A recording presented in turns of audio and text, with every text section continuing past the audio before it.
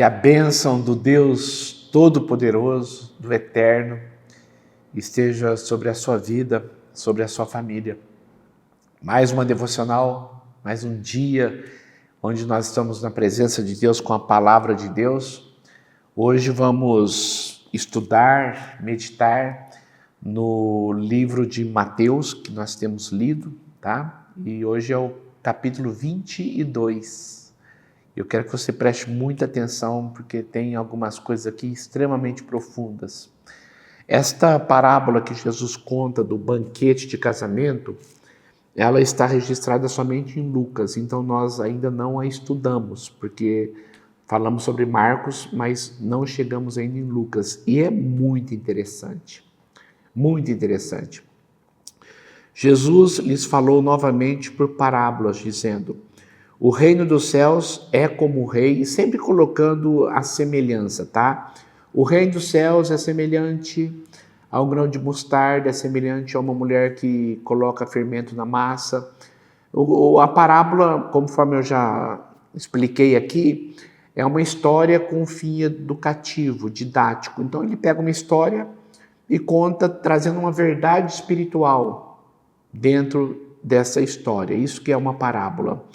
E ele diz: o reino dos céus é como um rei que preparou um banquete de casamento para o seu filho. E aconteceu uma coisa interessante. Jesus, ele sempre coloca essas parábolas, esses ensinamentos, com muita referência a Israel. Por quê? Mateus estava escrevendo para os judeus, nunca perca isso de mente, tá? O assunto do evangelho é alcançar os judeus. Jesus é o rei, filho de Davi, que veio trazer o reino dos céus para nós. Então sempre ele cita os judeus, porque o judeu era o povo de Deus. E a partir de Cristo, todos aqueles que creem no mundo são filhos de Deus, se tornam filhos de Deus através de Cristo. Não mais uma nação, mas todos aqueles que creem. Mas ele sempre cita a questão da insistência de Deus com Israel. Ele fala que um rei teve um casamento do seu filho, a bodas do cordeiro, né, como cita a palavra de Deus lá em Apocalipse. Aí ele chama as pessoas, fazendo os convites para elas virem, sempre colocando pessoas como judeus. E muitos diziam: não vou. E muitos falavam: não vou. E ele insistindo. Aí ele começou a mandar os seus servos. E alguns eram açoitados, outros eram mortos. E chegou um momento onde o rei mandou matar todos daquela cidade.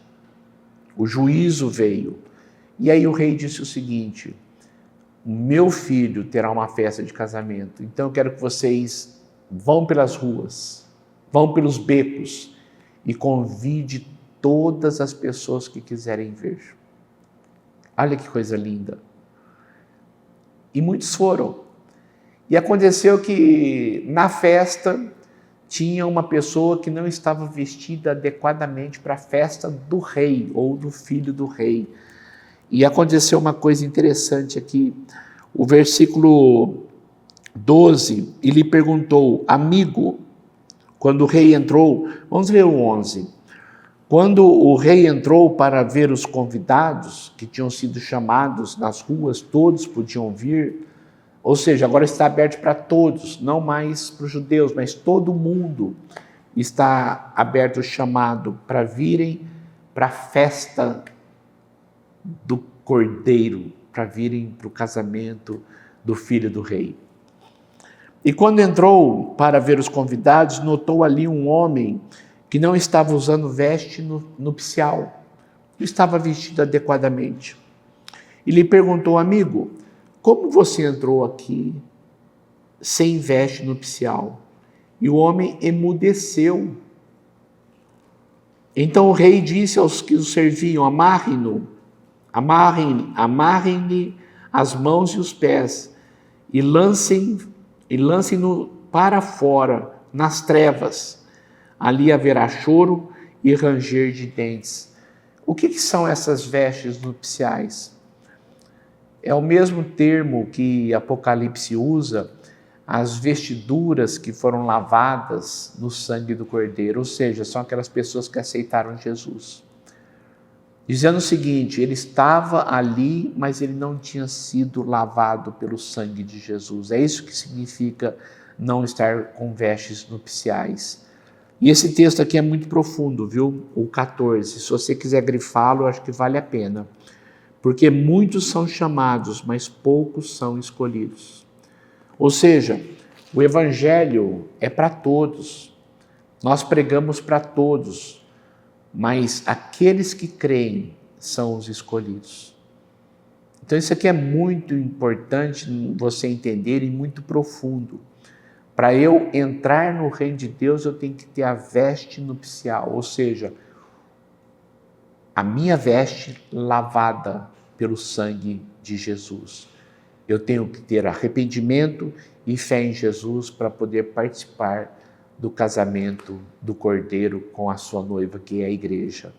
Para eu ir para o céu, eu tenho que estar com as vestes do Cordeiro. Muito profundo isso, muito lindo isso aqui. E aquela coisa das oportunidades, né, que muitas pessoas perdem. Quantas pessoas têm contato com a igreja? Quantas pessoas têm contato com o evangelho? Quantas pessoas você já chamou para vir à igreja? Quantas pessoas você já testemunhou? E muitas delas não dão atenção. Muitos são chamados, mas poucos escolhidos. Mas você e eu ouvimos o chamado e viemos, e estamos aqui com as nossas vestes nupciais, ou seja, estamos com a roupa lavada pelo sangue de Jesus, nossa vida está perdoada porque cremos que Jesus é o nosso Senhor e Salvador. Muitos são chamados, mas poucos são escolhidos. Jesus paga o imposto para César, aquela ideia de que os fariseus estavam provando, pode pagar imposto para César ou não? Aí Jesus disse no versículo 21, qual que é a esfinge que está na moeda? De César. Então Jesus falou, deem a César o que é de César e a Deus o que é de Deus. E começaram as provas, eles queriam pegar algo para Jesus ser condenado. Depois vieram os saduceus que não acreditam na ressurreição, e Jesus diz de uma forma muito clara que existe ressurreição dos mortos, nosso corpo morre, mas o nosso espírito está vivo na presença de Deus logo depois da nossa morte. E um dia, no último dia, o nosso corpo também ressuscitará e nós teremos um corpo eterno, celestial, na presença de Deus. Mas os saduceus não acreditavam na ressurreição, ao ponto de colocar uma história de uma mulher que casou com 5 irmãos e lá na glória de quem que ela será mulher, de quem que ela será esposa. Aí Jesus respondeu uma coisa que mostra o porquê precisamos estudar a Bíblia. O porquê que é importante esse tempo devocional para você e para mim. Jesus respondeu, versículo 29, vocês estão enganados, vocês erram, porque não conhecem as Escrituras e nem o poder de Deus. Vocês erram, porque vocês não conhecem a Bíblia. E vocês não conhecem o poder de Deus. Esse texto aqui é muito profundo, porque a palavra de Deus nos dá direção. O poder de Deus nos ajuda a caminhar. Mas eu preciso caminhar num caminho reto. Isso é muito importante. É igual um carro que tem um motor potente. Ele precisa de uma estrada, ele precisa de um destino, ele precisa de um caminho para chegar no seu local, no seu destino. O carro potente, o combustível, é o poder de Deus em nossas vidas. Mas só que se eu não tiver direção, vai ser muito difícil. Tem muitas pessoas que buscam Deus, são sinceras de coração, mas não estudam a Bíblia. Participam de igrejas que não estudam a Bíblia. Por isso que Jesus diz aqui, vocês estão enganados, vocês erram por não conhecerem a Bíblia e nem o poder de Deus. É muito importante você conhecer a palavra. Esse tempo devocional que você está tendo diariamente é muito importante para a sua vida. Deus te dá direção, mostra a vontade dele para você, mostra quem ele é, como que a vida funciona. Aqui está o manual de como a vida funciona. Vocês erram por não conhecerem a Bíblia. Então, ame a palavra, estude a palavra e cada dia mais tome posse dessa palavra. Depois Jesus fala do maior mandamento, que é amar a Deus sobre todas as coisas e ao próximo como a si mesmo. E aqui tem um texto muito interessante, quando Jesus pergunta para ele sobre Davi. Mas eu quero denotar aqui o versículo 43. É muito profundo isso aqui. Jesus lhes disse, então como é que Davi, falando pelo Espírito, o chama Senhor? Aí ele cita o Salmo 110, versículo 1. O Senhor disse ao meu Senhor, os dois com letra maiúscula, ou seja, Deus, tá? Aqui é o Deus Pai e o Deus Filho. Assim diz o Deus Pai ao Deus Filho, dizendo o seguinte, da descendência de Davi viria o Cristo, que é o próprio Deus. Sente-se à minha direita até que eu ponha os teus inimigos debaixo dos meus pés. Então aqui diz o Senhor, distinto, o Pai, ao meu Senhor, distinto, o Filho, o Pai e Filho, um só Deus, e o Espírito Santo. Mas o que eu quero destacar aqui é no versículo 43, como é que Davi, falando pelo Espírito, a Bíblia é inspirada. A Bíblia é o Espírito Santo falando através dos homens, escrevendo a vontade de Deus através dos homens. Não foi Davi que falou, foi o Espírito Santo que falou através de Davi. Então toda a Bíblia é inspirada por Deus. Foi escrita por homens? Sim, mas homens santos que receberam a inspiração especial do Espírito Santo, onde Deus tirou a influência do pecado desses homens, a influência do pecado, tá? Tirou para não escrever a vontade particular deles, é isso que diz lá em Pedro, mas colocar ali a vontade de Deus. Então a Bíblia é inspirada por Deus. Davi falou pelo Espírito Santo e toda a Escritura é inspirada por Deus, toda a Escritura.